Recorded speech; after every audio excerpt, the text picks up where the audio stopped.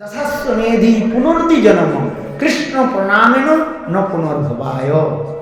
दशाश्वमेधी 10 बार अश्वमेध यज्ञ। अश्वमेध यज्ञ माने हॉर्स फायर सैक्रिफाइस है, जिसे अश्वमेध यज्ञ कहा जाता है, राजसूय यज्ञ कहा जाता है, अनेक प्रकार के यज्ञ है। दशाश्वमेधी पुनर्ति जन्म, ऐसे अश्वमेध यज्ञ करने वाले व्यक्ति को भी पुनः संसार में यानी मातृगर्भ में उसको जन्म लेना पड़ेगा। कृष्ण प्रणामेन न पुनर्भवाय। एक बार हाथ जोड़ करके भगवान श्री हरि कृष्ण को प्रणाम कर ले तो पुनः मातृगर्भ आना नहीं पड़ेगा। भागवत है, ये भागवत साक्षात भगवत स्वरूप ही है। वांग्मय मूर्ति के रूप में स्वयं भगवान प्रकट हुए। कृष्ण स्वधाम को करते, कृष्ण जब लीला आदि करके दापर जी के अंत में जब नित्य धर्म में चले गए और तब से कलियुग प्रारंभ हो। और कलियुग की मनुष्य के दुख दोषी है, कले दोषी नदी राज। ऐसे जीवों के कल्याण कैसे हो, इसलिए स्वयं भगवान अधुना भागवत रूपी सूर्य के रूप में प्रकट हुए। स्वयं भगवान कलियुग में किस रूप में प्रकट हुए? भागवत रूपी सूर्य के रूप में प्रकट हुए। जिस प्रकार सूर्य उदित होने के साथ ही साथ अंधकार दूर हो जाता है, चारी दिशा उजाला हो जाती है कि नहीं? कमल खिल जाते हैं। सूर्यम उदिति पद्मं प्रकाशते। सूर्य उदित होने के साथ ही साथ जैसे कमल के पंखुड़ियां खिल जाती हैं, सुगंध के द्वारा सारी दिशा को आमोदित कर दे, सुगंधित कर देते हैं। वायु ना है, सुंदर सुगंध वायु के द्वारा, हवा के द्वारा भक्त रूपी भ्रमण को क्या करते हैं? आकर्षित करके लाते हैं। ठीक उसी प्रकार देखो कलियुग की प्रारंभ में यह भागवत श्रीमद् भागवत प्रकट हुए। यही तो कार्य। इस भागवत कथा को हम कैसे श्रवण करें? साधु मुख से श्रवण करना चाहिए, असाधु के मुख से नहीं। अवैष्णवो मुखोद्गीर्णं पुतो हरिकथामृतं श्रवणमेव कर्तव्यं सर्पोच्छिष्ट यथापय। सर्पो उच्छिष्ट यथापय। देखो दूध पीने से शरीर पुष्ट होता है कि नहीं? और वही दूध मिल्क यदि सांप के मुख के द्वारा स्पर्श हो जाए है, वो जहर फैल जाता है ना सब। और वो दूध, उसी दूध के कोई जान में अनजान में पी ले तो क्या होगा? उसके मृत्यु की संभावना है। ठीक उसी प्रकार देखो भागवत कथा तो अमृत है ही है, किंतु पद्म पुराण में श्लोक में कह रहे अवैष्णवो मुखोद्गीर्णं। अवैष्णव के मुख से यदि भागवत कथा श्रवण कर लिया तो सर्पोच्छिष्ट यथापय।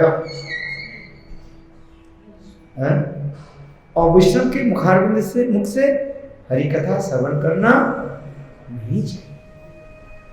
किससे हरि कथा श्रवण करना चाहिए? भागवत कथा वैष्णवों के मुखारविंद से,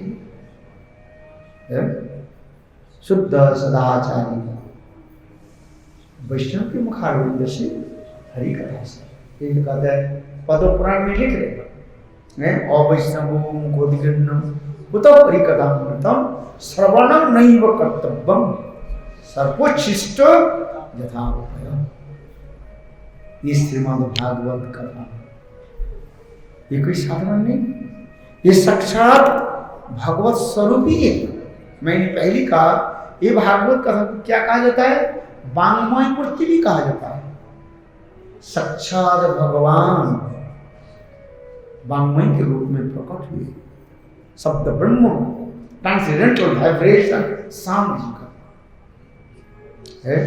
ट्रांसेंडेंटल वाइब्रेशन स्वयं भगवान एक वांग्मय मूर्ति के रूप में प्रकाशित हुए।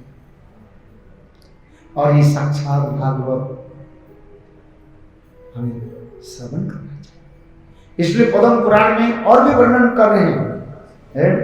पादो जदियो प्रथम द्वितीय तृतीय तोर्जो कथितो जदुरु नाभिस्तथा पंचम एव षष्ठ भुजान्तरं दुर्जुगलं तथा कंठस्तु राजनमो यदि ओंकारविन्दं दशम प्रफुल्लम् एकादशो यस्य ललाटपट्टं शिरोऽपि द्वादश एव भाति तमादिदेवं करुणानिधानं तमालवर्णं सुलितभूतारम्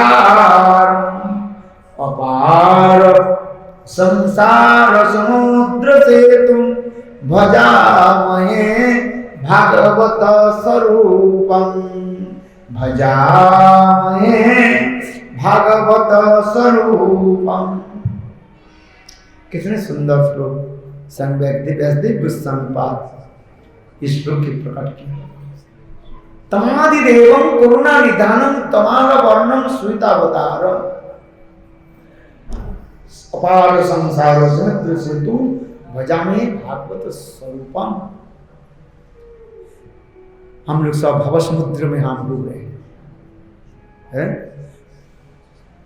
भव माने भूधातु टू बी होना, अर्थात बार बार हम इस संसार में जन्म ले रहे हैं।